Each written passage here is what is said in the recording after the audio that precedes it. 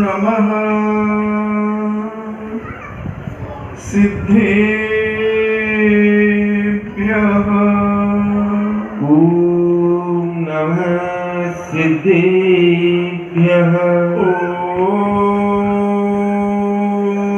नमः सिद्धेभ्यः।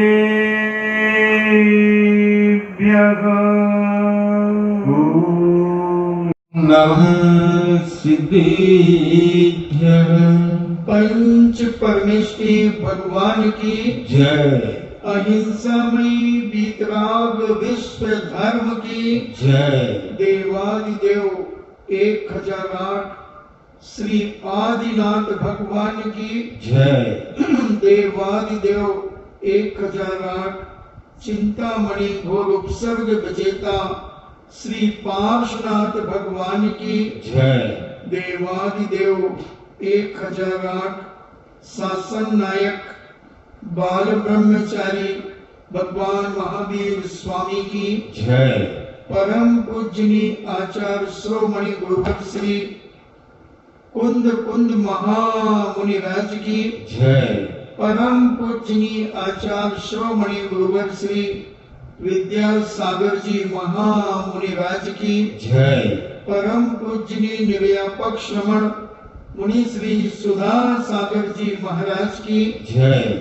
परम पूजनी 3,9 करोड़ महामुनिराजों की जय।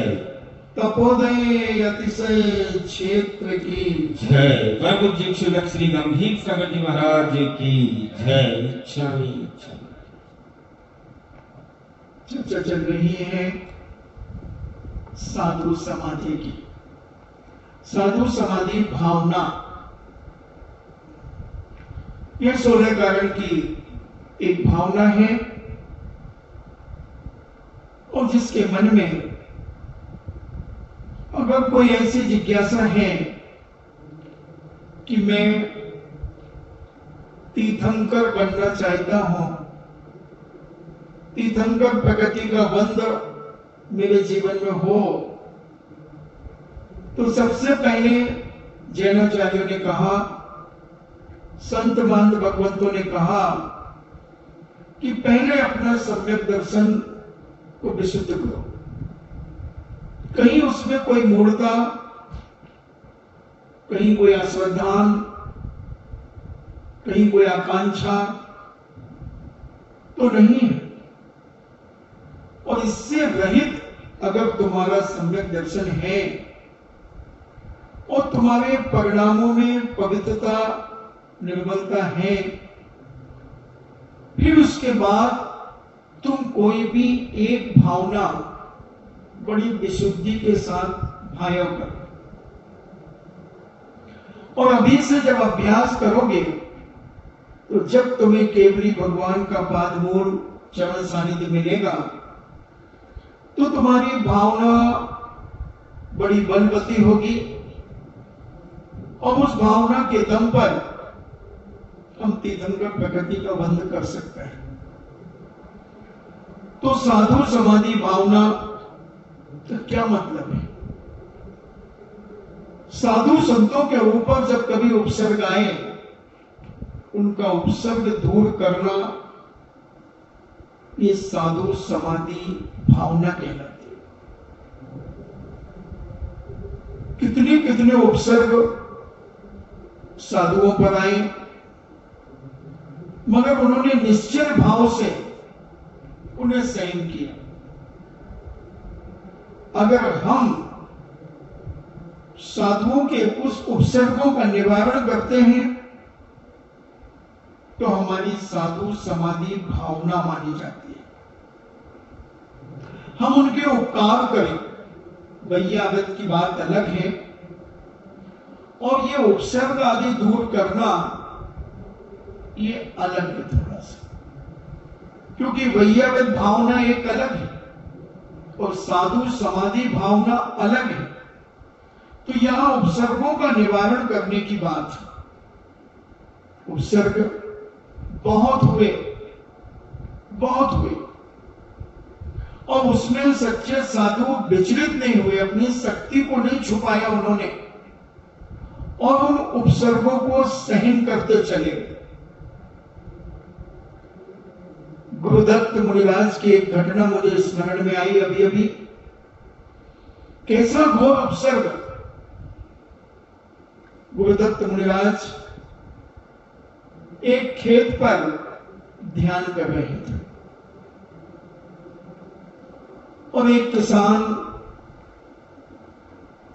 उस खेत पर अपने हल चला रहा था।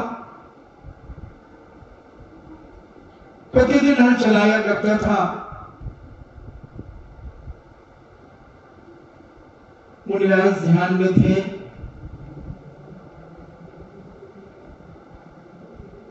न जाने क्या उसे हुआ और वह पूज्य मुनिराज के पास आकर के कहता है कि हे साधु, मैं कहीं जा रहा हूं, तुम मेरे बैलों की रखवाली करना। मुनिराज ध्यान में थे और जब वह लौट करके आया तो उसके बैल इधर उधर चले गए। मुनिराज से पूछा। मुनिराज ध्यान में थे। उन्होंने कोई जवाब, कोई इशारा, कोई हुंकार, कोई आंखों की टिमकार, कुछ भी नहीं किया और ध्यान में बैठे गए। उसके परिणाम क्रोध में बदल गए। उसने मुनिराज को रुई में लपेटा। रुई में लपेटकर घास में तेल डालकर आग लगा दी। ऐसा भयंकर दर्दनाक उपसर्ग। फिर भी मुनिराज टस से मस नहीं हुए। ऐसे घोर उपसर्ग होने पर वो विचलित नहीं हुए। न मन से विचलित हुए, न वचन से विचलित हुए, न काय से विचलित हुए, और ध्यान में लीन रहे और उन्हें केवल ज्ञान प्राप्त हुआ। कैसी अलौकिक शक्ति। कितने संकट आने पर मन को विचलित नहीं करना, इसी का नाम जैन धर्म है, इसी का नाम साधना है, इसी का नाम उपसर्ग यानी परिचय जयता। तो एक नहीं अनेक अनेक साधु संतों ने ऐसे घोर घोर उपसर्गों को सहन किया और वह उपसर्ग करने वाला व्यक्ति भयभीत नहीं होता कि मैं क्या कर रहा हूं। मुनिराज समझते हैं ये नादान है, ये अज्ञानी है, पूर्व जन्म में हमने ऐसा ही कर्म किया होगा, हमने पूर्व जन्म में किसी को जलाया होगा, इसलिए तो ये मुझे आज जला रहा है। अगर मैंने पूर्व जन्म में ऐसा नहीं किया होता तो ये कैसे हो सकता था। इतने सरल परिणामों में अपनी समता को बना लेते हैं और कोई सर्वाम सिद्धि चले जाते हैं, कोई और स्वर्गों में जाकर कोई केवल ज्ञान प्राप्त कर लेते हैं। तो ऐसी साधु समाधि भावना हम उनके उपसर्ग दूर करने का प्रयास करें। उनकी समाधि अगर चल रही हो तो समाधि में हम सहयोग करें। ये सब साधु समाधि भावना कहलाते। 5 पांडव ध्यानस्थ थे। दुर्योधन के भांजे ने लोहे के आभूषण बनाकर अग्नि में तपाकर ऐसे लाल सुर्ख करके और पांचों मुनिराजों को पहना दिया। एक कल्पना करना क्या स्थिति हुई होगी उस समय। बिल्कुल धधकते हुए आभूषण, हार, कुंडल, करधोनी, पायल, हथूर, बाजूबंद, जितने भी तुम्हारे आभूषण होते हैं पुरुषों के, वो सारे के सारे उसने धधकते हुए पहना दिए। नकुल मुनिराज, सहदेव मुनिराज के मन में थोड़ा सा विकल्प आ गया कि धर्मराज मुनिराज का कैसे चल रहा होगा। इतना मन थोड़ा सा उनका विचलित हुआ, और जब मरण हुआ तो उन्हें सर्वार सिद्धि में जाकर 33 साल की जेल मिल गई समझ लो। मगर धर्मराज मुनिराज, भीमसेन मुनिराज और अर्जुन मुनिराज उस उपसर्ग को इतनी शालीनता पूर्वक सहन करते रहे कि उन्हें केवल ज्ञान की प्राप्ति हुई और मोक्ष चले गए। गजकुमार मुनिराज के ऊपर उनके ससुर ने धधकती हुई सिगड़ी रख दी। कैसी निर्दयता आ जाती है। एक समय तो वह दामाद है, और दामाद को वैराग हो गया तो ससुर इतने नाराज हो गए कि उनके ऊपर धधकती हुई सिगड़ी रख दी। मगर गजकुमार उस संकट को, उपसर्ग को सहन करते हुए केवल ज्ञान को प्राप्त हो। घटनाओं से भरा है पूरा ग्रंथ। ऐसे ऐसे उपसर्ग कुछ बड़ों ने सहन किए, मगर किसी को दोषारोपण नहीं किया, किसी को ऊपर दोष नहीं लगाया कि इसने मेरे ऊपर उपसर्ग किया। उन्होंने अपने ऊपर ही इसका विचार किया कि यह उपसर्ग मेरे पूर्व जन्मों के कर्मों का फल है। काश अगर हम भी अपने जीवन में इस प्रकार की भावना भाने लगे तो घरों के लड़ाई झगड़े तो 1 मिनट में खत्म हो जाए। 1 मिनट तो मैं बहुत बड़ा कह रहा हूं, 1 सेकंड में खत्म हो जाए।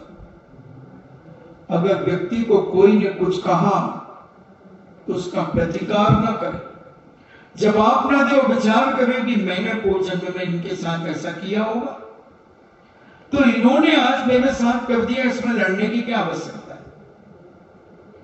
इसमें बहस करने की क्या आवश्यकता है। ठीक है, पूर्व जन्म का हमारा कर्म था, आज उदय में आया, और उदय में आने के बाद अब इसे मैं शांति से सहन कर लूं तो कल फिर मैं परेशान नहीं होऊंगा। मैं उदाहरण देता हूं, आपकी दुकान में कोई कस्टमर आया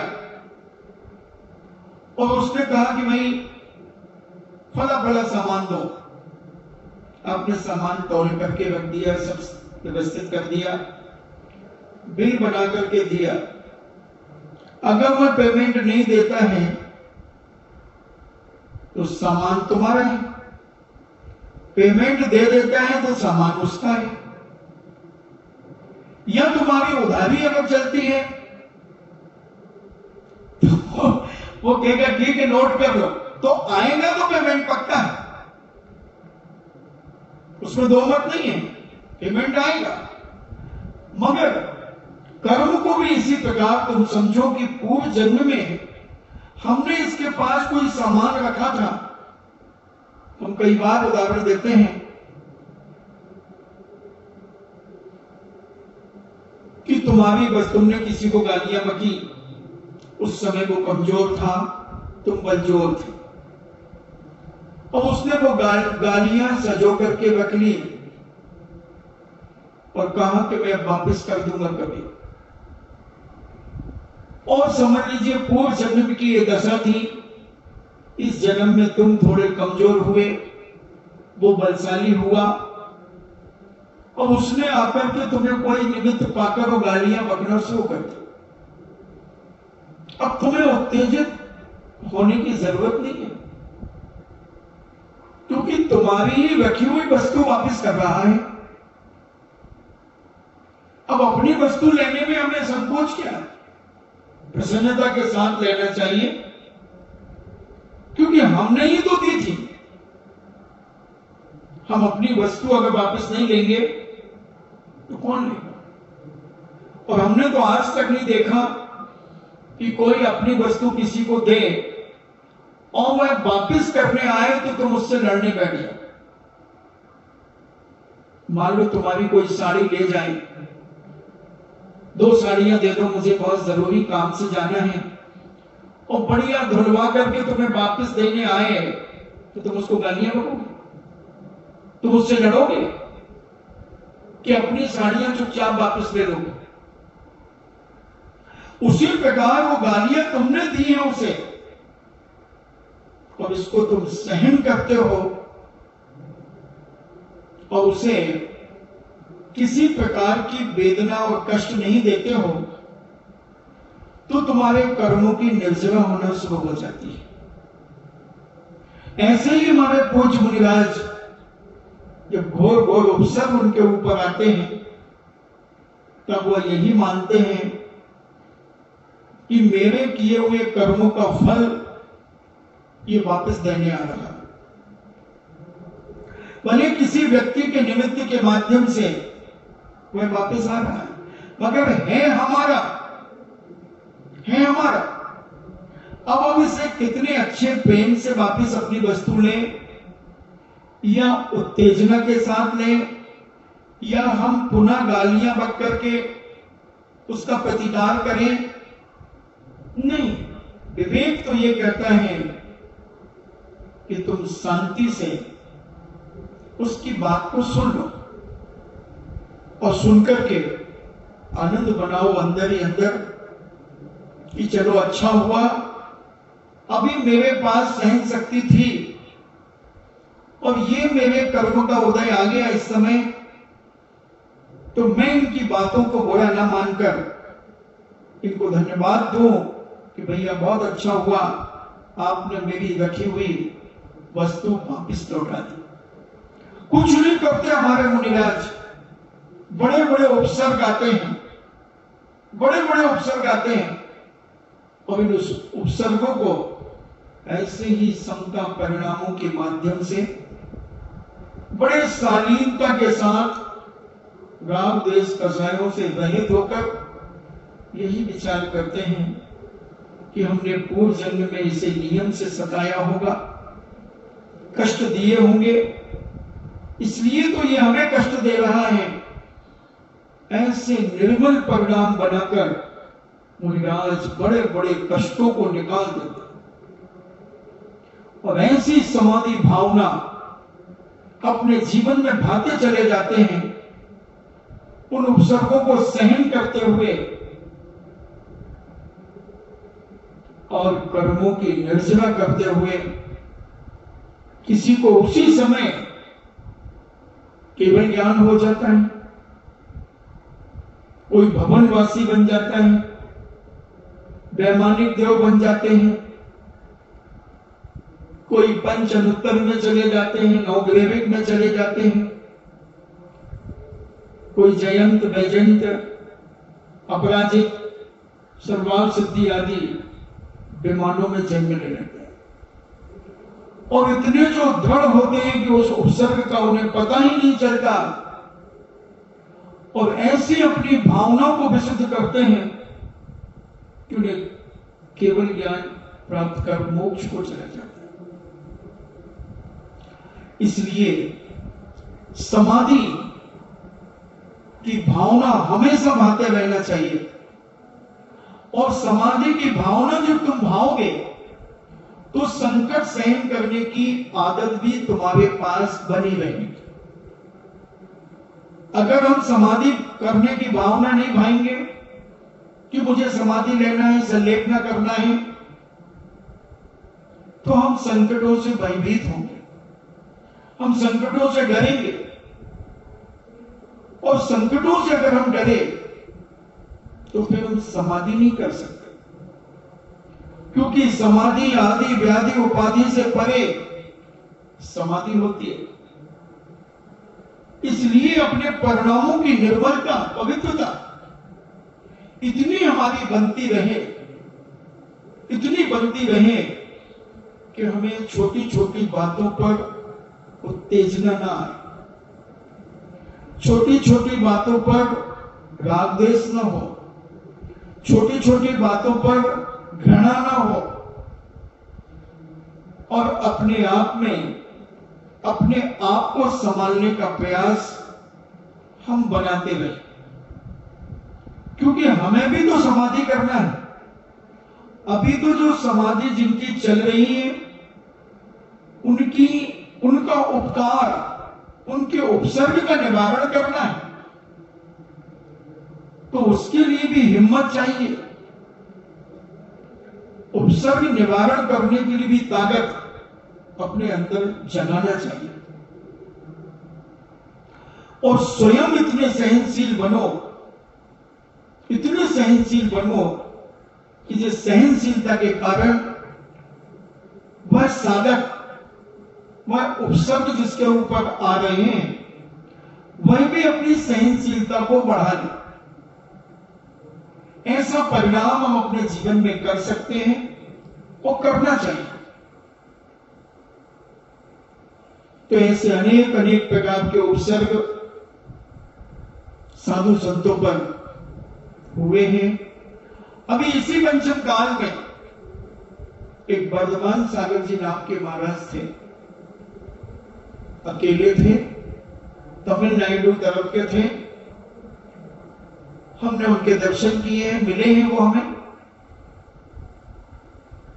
किसी गांव से टीकमगढ़ के पास से उन्हें बिहार करा दिया गया और समाज के कोई लोग उनके साथ नहीं थे। एक माली को भेज दिया गया। कुछ मुनिराज घास लेते थे, उनमें बड़े सरल और निर्मल परिणामी थे, बहुत शांत स्वभावी थे। और वो मुनिराज विहार करते करते एक छोटे से गांव में रुक गए। वही मंदिर के पास एक छोटा सा कमरा था, और उस छोटे से कमरे में उनको रुका दिया। घास देते थे, घास बिछा दी गई। कुछ मुनिराज सामायिक में बैठे। न जाने कौन सा एक मनचला शराबी उसी गांव का मुनिराज के कमरे में चला गया। मुनिराज सामायिक में तो थे, या हो गई होगी सामायिक, और शराब के नशे में वो माचिस की काड़ी जलाकर घास में आ गए। मुनिराज उसको हाथ से बुझा दे। 2-4 काड़ी उसके पास होंगी। उसने पूरा प्रयास किया कि मैं आग लगा दूं, मगर मुनिराज न चिल्लाए, न उन्होंने किसी को कहा, मात्र उस आग को बुझा दिया। कुछ देर के बाद जब लोगों को पता चला, लोग एकत्रित हुए। वह शराबी तो भाग गया। काश अगर उसके पास और ज्यादा माचिस की काड़ी होती और वो आग लगाता जाता, और घास में तो 1 मिनट में आग लगती। क्या करते उस शराबी के सामने? ऐसे उपसर्ग आ जाते हैं ये स्वामियों की भूल का भी एक कारण। कम से कम नगर में जब साधु आते हैं तो समाज के पदाधिकारी, समाज के युवाओं को इसका बहुत ध्यान रखना चाहिए। और जहां भी साधु संतों को छोड़ करके आते हैं तो वहां की समाज को जागृत करा करके आए और उनसे कहें कि यहां 2-4 लोग सहन करें, महाराज अकेले हैं, चाहे 10 महाराज क्यों ना, समाज के लोगों को आसपास इर्द गिर्द रहना चाहिए। समय काल खराब है। कुछ मुनिराज का पुण्य का योग था कि मुनिराज इतने जागृत थे और उन्होंने आग को बुझा दी गई और अपने आप को बचाने के साथ साथ अपने महाव्रतों को बचाया। तो ये गलतियां कई बार श्रावक अपने कर्तव्य से पतित हो जाते हैं। कर्तव्य का भान नहीं होने के कारण, कर्तव्य का ज्ञान नहीं होने के कारण कई बार अकेला साधुओं को छोड़ देते हैं। कितने एक्सीडेंट होते रहते हैं साधु संतों के। अभी कोई आरिका शिखर जी जा रही थी, उनके संग की आरिकाओं का एक्सीडेंट हो गया। तो बिना श्रावकों के ऐसी दशा होती है, क्योंकि ट्रक वाले तो अपने हिसाब से मस्ती में ट्रक चलाते हैं, नशे में ट्रक चलाते हैं। अगर हम 10-20 लोग साथ में होंगे तो ट्रक वाला अपने आप ट्रक रोक करके धीरे चलाएगा। अकेली दुकेली साधु साध्वी को देखकर उन मन चलों के अंदर सताने का भाव आता है, सताने का भाव आता है और वो पास से ही गाड़ी को स्पीड में निकाल के चले जाते हैं, कई बार कट मारते हुए चले जाते हैं। तो ऐसे उपसर्ग हम कई बार आने का मौका दे देते हैं। ये समाज की गलती से भी कई बार उपसर्ग आते हैं। दिगंबर श्वेतांबर दोनों साधुओं के कई एक्सीडेंट होते हुए देखे गए। श्वेतांबर साधु साध्वियों के तो बहुत आए होते हैं, गुजरात बेल्ट में तो जबरदस्त होते हैं। एक कोई ऐसा एक ग्रुप है, वो मालूम है सबको, वो एक्सीडेंट करता है। एक अनूप करके कोई ग्रुप, वो श्वेतांबर साधु साध्वियों के ऊपर साल में 2, 4, 5 साधु 10 साधु एक्सीडेंट से मारे ही जाते हैं। तो ये समाज की लापरवाही कहें, अज्ञानता कहें, उनका कर्तव्य है। चलो दिगंबर समाज में तो कम से कम लोग रहते हैं, श्वेतांबर साध्वी साधुओं के साथ कोई नहीं रहता। कई बार हमें विहार करते हुए मिलते हैं तो वो साध्वियां अकेली 2-2, 3-3 के ग्रुप में रहती हैं, साइकिलों में उनका सामान चलता रहता है। तो ये समाज की गलती। समाज ऐसे उपसर्गों का निवारण करने के लिए युवाओं को तैयार करना चाहिए, जो साधुओं के साथ विहार कर सके। और ना रहने के कारण ऐसी अनेक घटनाएं होती चली जाती हैं। अगर हम साधु समाधि भावना को अपने जीवन में बना करके रखते हैं तो जब भी साधुओं की समाधि चल रही हो तो हमें उनकी समाधि के दर्शन करने जरूर जाना चाहिए। हमारे आचार्यों ने यहां तक लिख दिया कि अगर तुम तीर्थ वंदना के लिए जा रहे हो, तीर्थ वंदना के लिए जा रहे हो और तुम्हें पता चले कि कहीं पर समाधि चल रही है किसी साधक की, किसी छपक की, तो तुम तीर्थ वंदना को गौण कर दो और उस छपक की वैया व्यक्ति में उनके दर्शन करने का लाभ जरूर उठाओ। क्योंकि ये चेतन तीर्थ है, ये चेतन तीर्थ है और वह जड़ तीर्थ है, वो कहीं जाने वाला नहीं है और ये कब चला जाए कुछ पता नहीं। इसलिए इसे समाधि संलेखन धारण करने वाले मुनिराजों की, साधकों की वैयावत यानी उनके दर्शन, उनके उपसर्ग, औषध आदि की व्यवस्था करने से भी साधु समाधि भावना बनती है। उनकी वैयावृत्ति यानी उनकी आवश्यकताओं को, क्या आवश्यक है, क्या हम उपकार कर सकते हैं उनके निवारण, उस बीमारी का निवारण हम कैसे कर सकते हैं, उपसर्ग का निवारण कैसे कर सकते हैं। कई बार लापरवाही हो जाती है। एक मुरैना के समय की भी घटना है कि ठंड का समय पड़ रहा था और पूज्य मुनिराज शयन कर रहे थे। एक श्रावक भक्ति में एक सिगड़ी रख करके चला गया और मुनिराज ने करवट ली होगी और सिगड़ी में उनका पैर पड़ गया। उपसर्ग मानकर के पूज्य मुनिराज ने पैर नहीं हटाया। ये भी अभी अभी 50 साल पुरानी घटना होगी, मुरैना के आसपास की घटना। और मुनिराज को शायद मिर्गी आती थी, कोई बताता है, और पैर जलने लगा।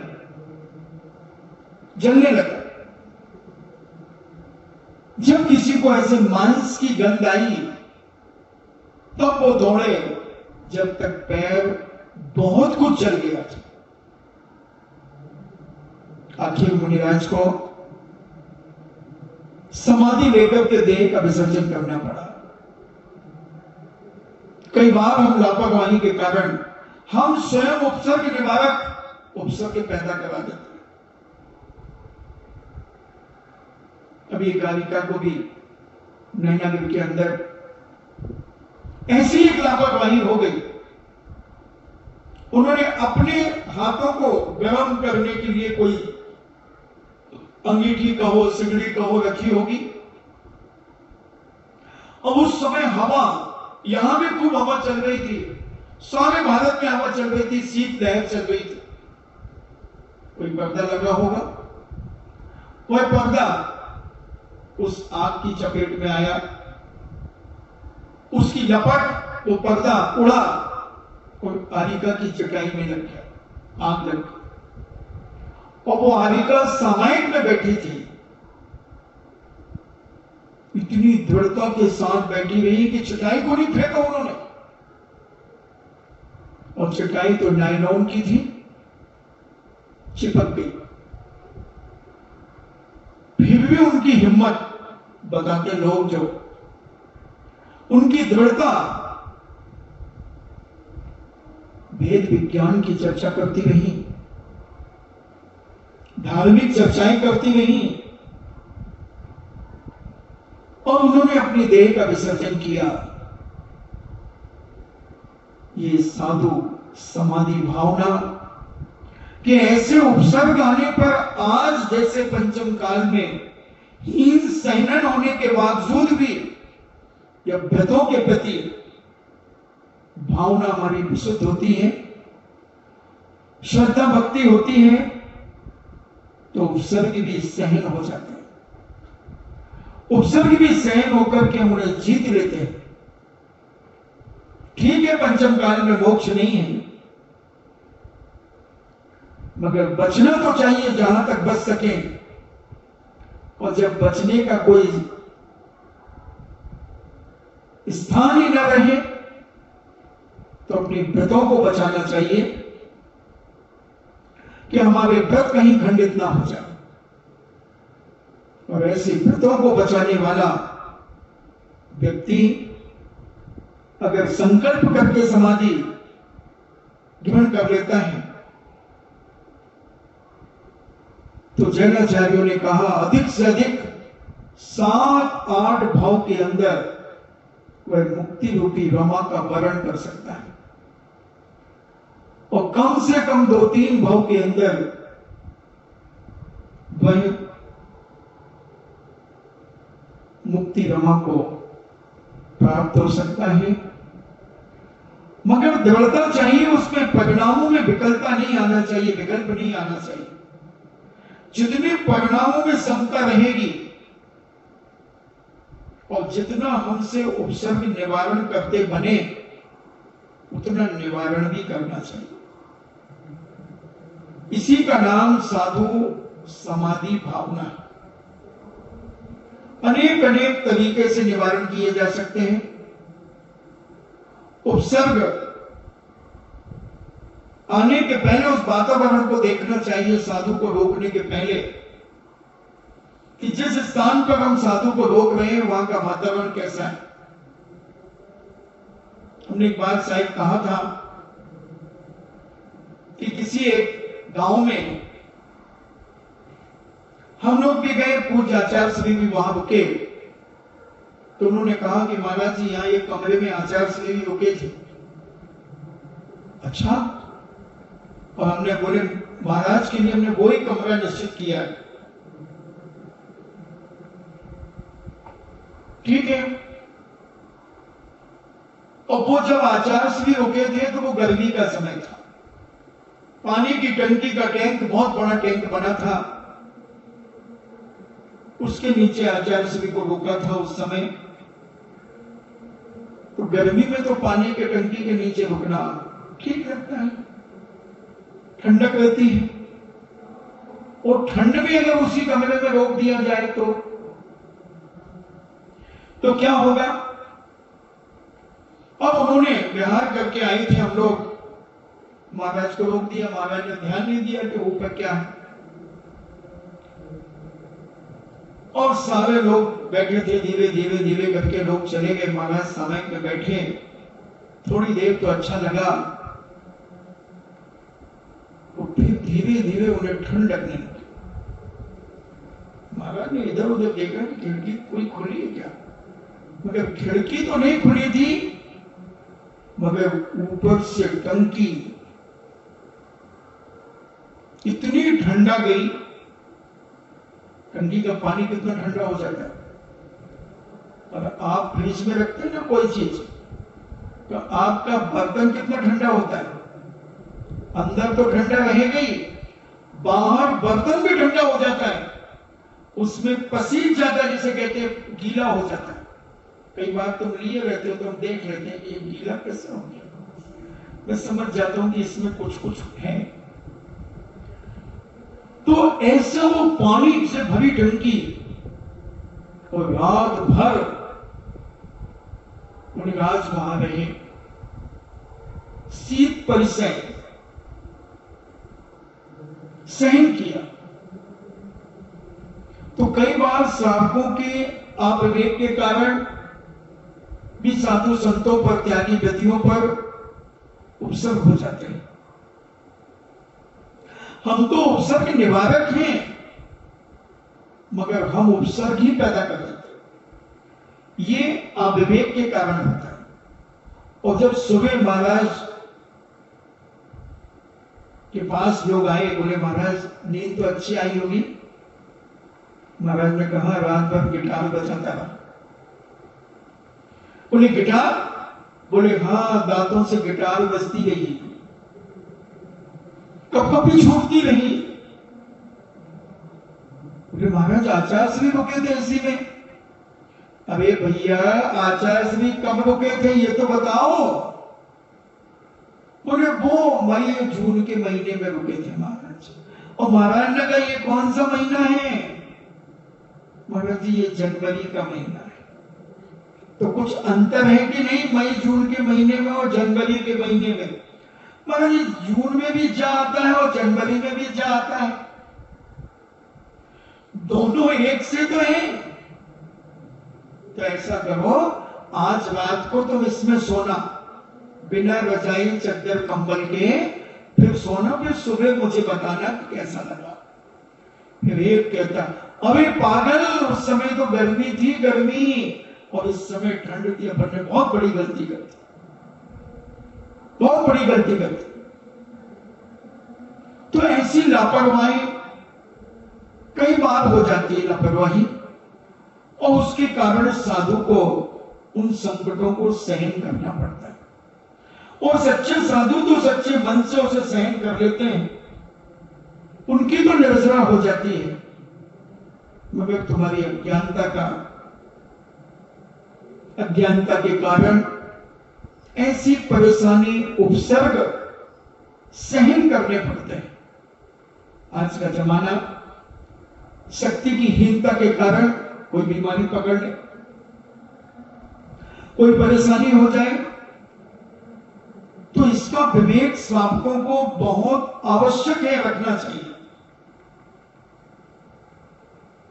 और उपसर्ग आ जाए तो उनका निवारण करना चाहिए। ऐसे नहीं कि साधु को रोक करके और अपने अपने घर चले गए, सो गए। सुबह महाराज जब जंगल जाएंगे तब अपन चलेंगे, क्या पता साधु मिले ना मिले, रात कोई चला जाए। बहुत अच्छे अच्छे लोग चले जाते हैं, अच्छे लोग चले जाते हैं। हिम्मत कितनी होगी। हीन संगन, पीछे के 3 सैनन है, पंचम काल है, शक्ति क्षीण हो रही है। इसलिए साधु को बहुत संभाल करके रखना चाहिए। जैसे तुम छोटे छोटे बच्चों को संभालते हो, साधु को वैसे ही संभालना चाहिए। सच्चा साधु अपने मुख से कुछ नहीं कहता, कुछ नहीं कहता, और श्रावक इतना अलर्ट रहता है कि उनकी मुखाकृति को देख करके समझ जाता है महाराज का स्वास्थ्य ठीक नहीं। और सबसे झूठा अगर कोई दुनिया में है तो साधु। सबसे झूठा अगर दुनिया में कोई व्यक्ति है तो वो सच्चा साधु। देखो विरोधाभास है, मैं कह रहा हूं सच्चा साधु और झूठा अपने बारे में। तुम मुझसे कभी भी पूछोगे, अरे जी रत्ना तो ठीक, हाँ बहुत बढ़िया, अरे जी आपका स्वास्थ्य, अरे बहुत आनंद। जो स्वा में अस्त है वो स्वस्थ है, जो पर में व्यस्त है वो ग्रस्त है और अस्त व्यस्त है। मगर तुम्हें अगर लगे कि बीमार है साथ, तो तुम पूछना मत कि महाराज जी वैद्य को बुलाएं। अगर तुमने पूछा तो नहीं, कोई जरूरत नहीं, बढ़िया।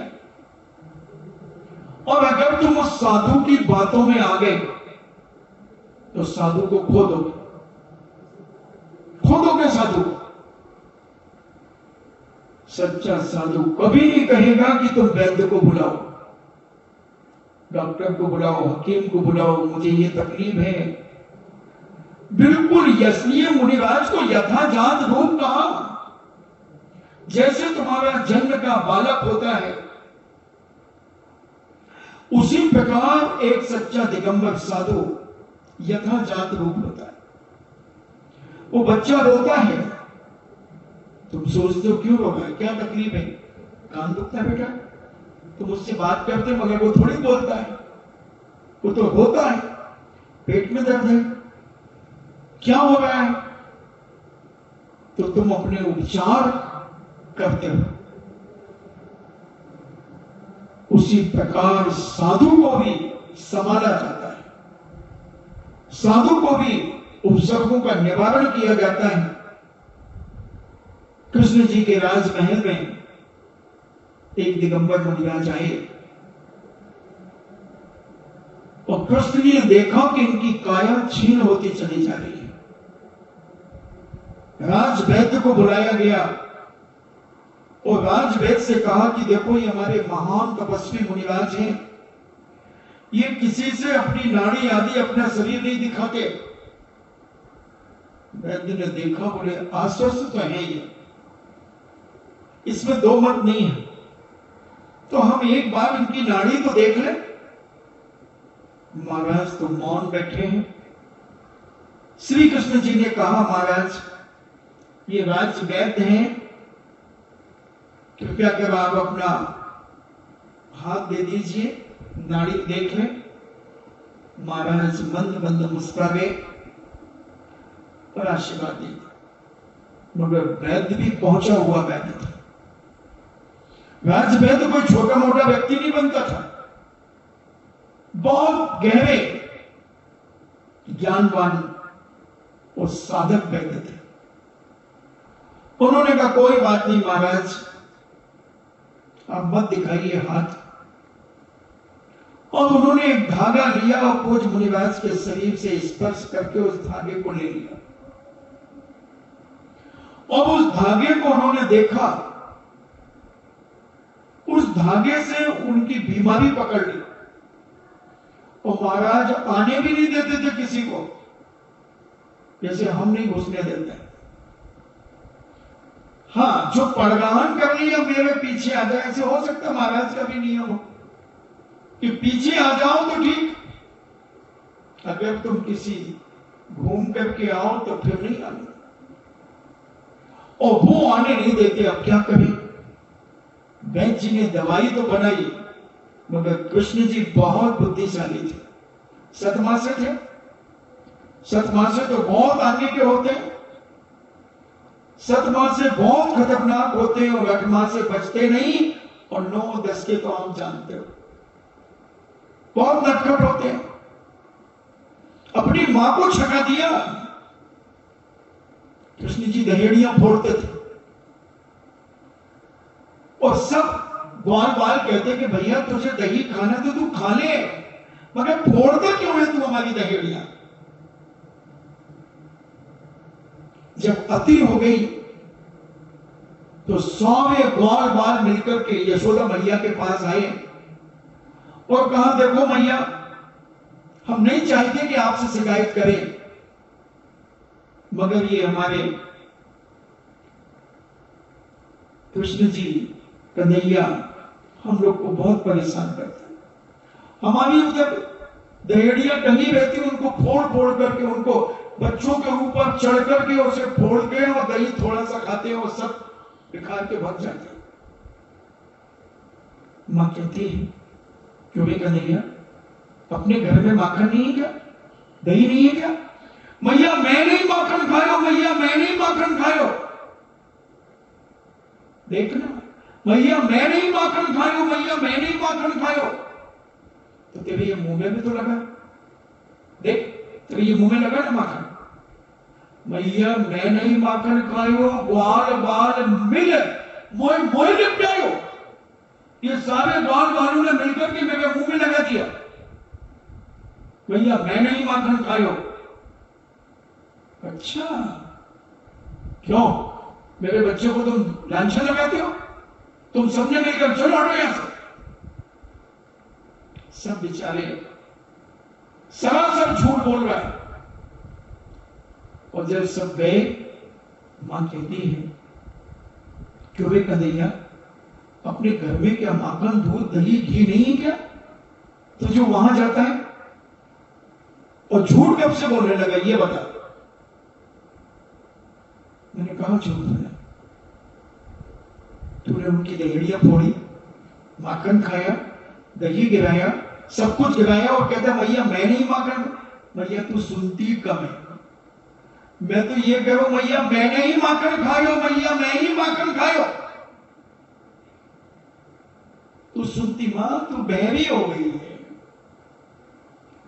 तो सतमा से बहुत खतरनाक होता,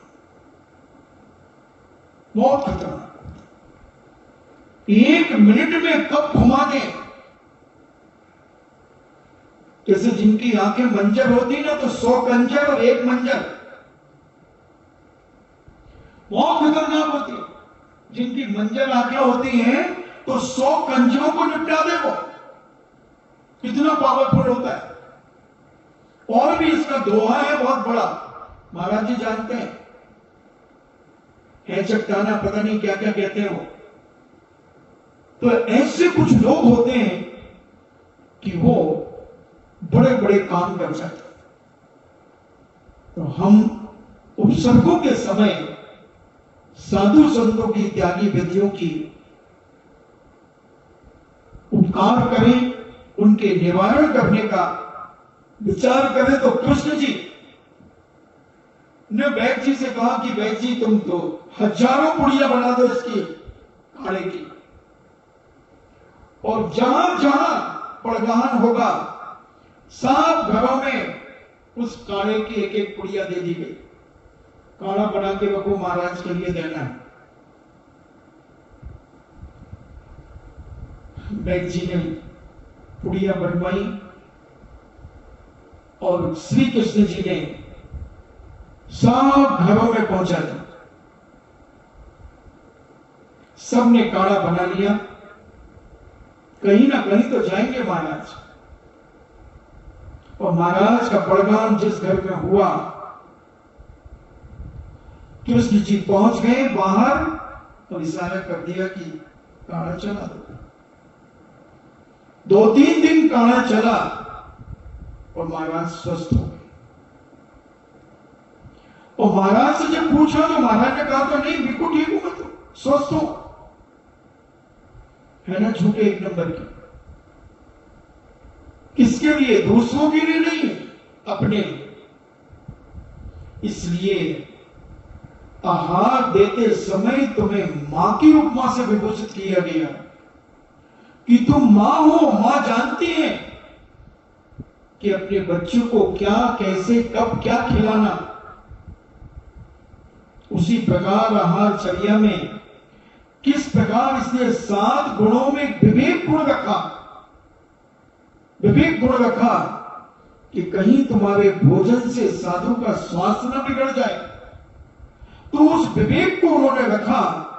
उस विवेक के माध्यम से ठंड के सीजन में क्या देना, गर्मी में क्या देना, बरसात में क्या देना, किसके बाद क्या देना, तुम तो चलने दो।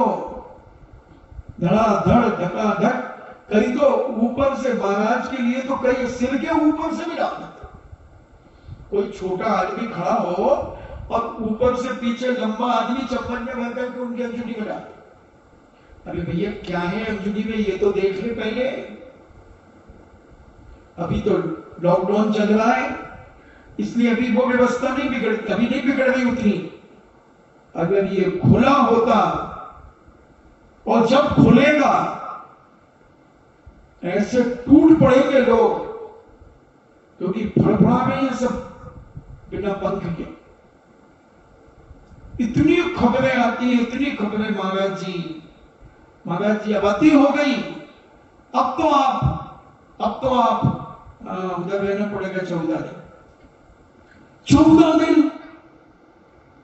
हाँ, कहां से हो आपके यहाँ? कितना, क्या रेशो है आपके यहाँ?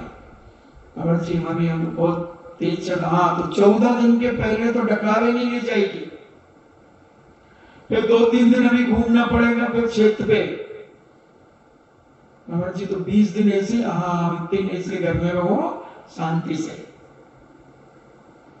तो ऐसा उपचार, ऐसा उपसर्ग श्रावक साधु का निवारण करता है। मगर साधु धन्यवाद नहीं देता।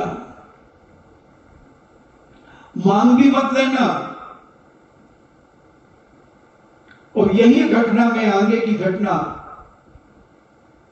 वो वैद्य जी को जब पता चला कि महाराज ठीक हो गए, तो वैद्य जी महाराज आए पूज्य मुनिराज के पास। महाराज जी आपका स्वास्थ्य अब तो ठीक है? महाराज ने कहा ठीक है। कुछ नहीं बोले। वैद्य जी ने कहा महाराज मैंने ही दी थी आपको दवाई।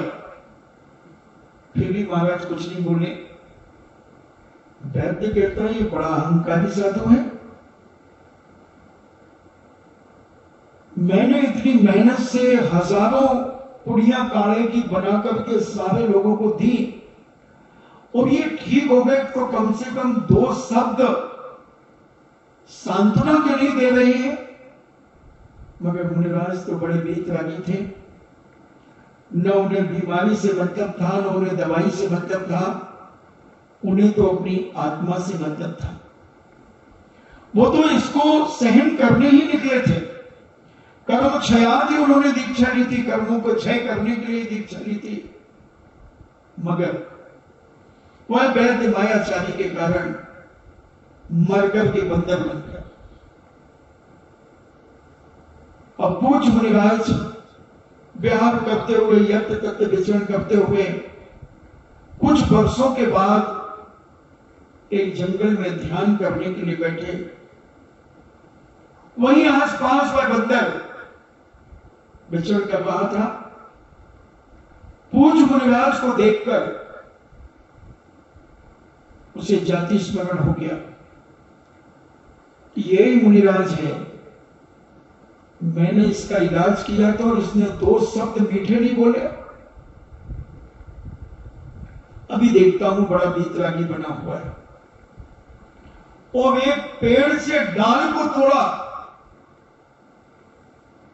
और जब अपन ऐसी डाल को तोड़ते हैं तो नुकीली टूट जाती, और ऊपर से उसने मुनिराज के ऊपर ऐसी फेंकी कि मुनिराज की जंघा में जाकर के लगी। हमारे आचार्य जी तो कहते हैं ध्वजारोहण हो गया, ऐसी दब गई, वो गड़ गई। फिर भी मुनिराज ध्यान से विचलित नहीं हुए, उपसर्ग मान करके अपनी समाधि भावना में लीन। बंदर देखता है कि क्या प्रक्रिया होती, कोई प्रक्रिया नहीं हो रही वहां पर। तब उसे स्मरण में आया कि इस खून को रोकने के लिए फला फला जड़ी बूटी की पत्तियां, पेड़ की पत्ती काम आती हैं, और वह उछलता हुआ पत्तियां तोड़ करके लाया और उस डाल को निकाल करके फेंका और उन्हीं पत्तियों को मसल करके उसका रस डाल दिया। खून बंद हो गया। मैंने देखा अभी भी गेंदे के फूल का रस आता है, और अगर तुम्हें कहीं से खून बह रहा हो, ब्लेड से कट गया हो, गेंदे का फूल का रस लगा लो, खून बंद हो जाएगा और वो कटा हुआ भी मर जाएगा। तो ऐसी जड़ी बूटी वनस्पतियों के अंदर ऐसी अनेक ताकत, उपसर्ग भी उसी ने किया और उपसर्ग का निवारण भी उसी ने किया। परिणामों में निर्मलता आई। पूज्य मुनिराज के परिणामों में निर्मलता तो थी, मगर उस बंदर की चंचलता में निर्मलता आ गई और वह निंदा से भर गया। अपनी निंदा गरा करने में इतना लग गया, मुनिराज से अनेक अनेक क्षमा मांगता रहा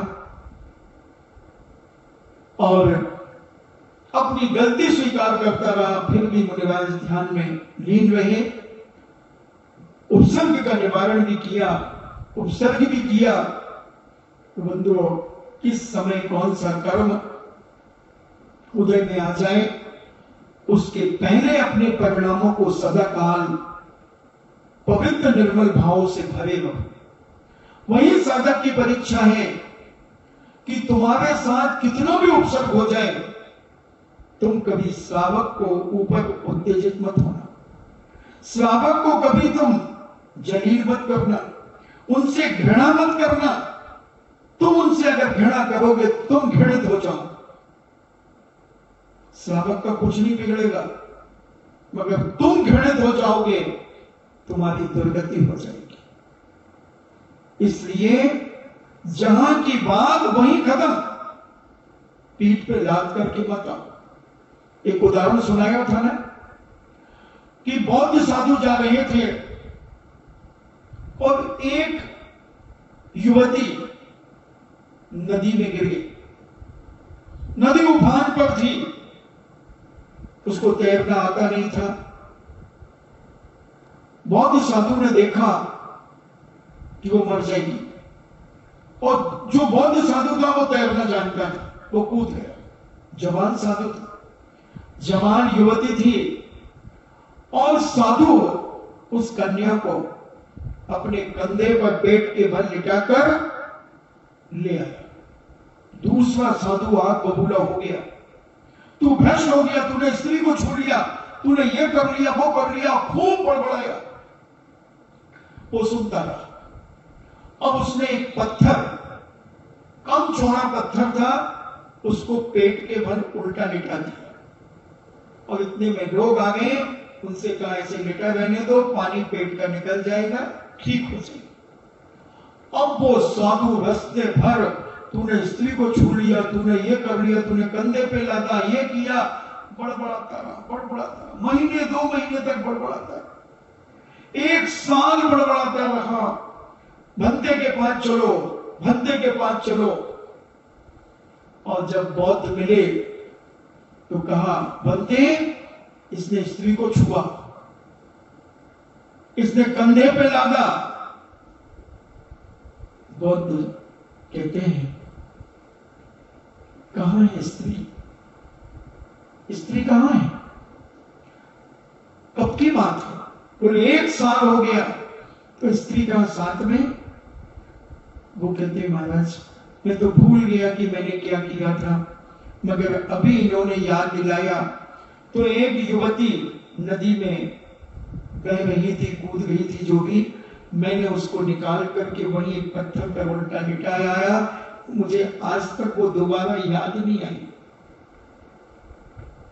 अच्छा, जो प्रायश्चित हो बनते नहीं, प्रायश्चित के अधिकारी तो ये तो छोड़ाया स्त्री को, और तुम अभी तक लादे हो उस स्त्री को अपने कंधे पर।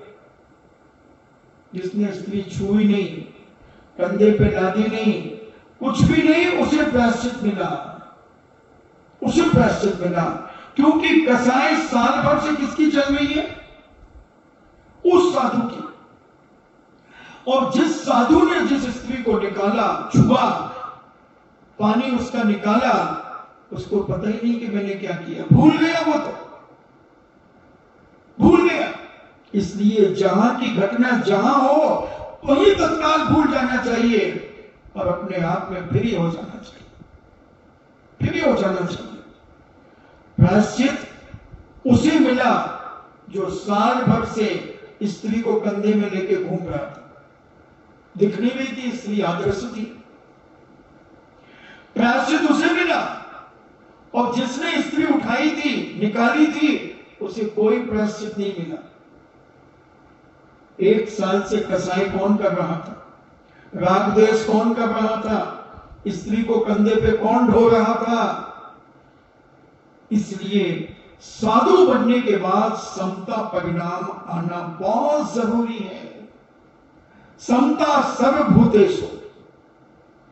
अगर ये समता परिणाम नहीं है बंधुओं, तो साधुता भी नहीं है, साधुता भी नहीं है। इसलिए ऐसे उपसर्गों पर अपनी भावनाओं को ऐसे पकड़ रखें, उपसर्ग निवारण करने का भाव बनाएं। इन्हीं मंगल भावना के साथ जिनवाणी स्तुति। जिनवाणी के ज्ञान से सूझे लोकालोक, सो वाणी मस्तके धरूं, सदा देते हूँ धोख। हे जिनवाणी भारती, तो जपो दिन रैन, जो तेरो सरना गहे, सो पावे सुख चैन। देव बजो अरिहंत को, गुरु सेवा निर्ग्रंथ, दया धर्म पालो सदा, यही मोक्ष का पंथ।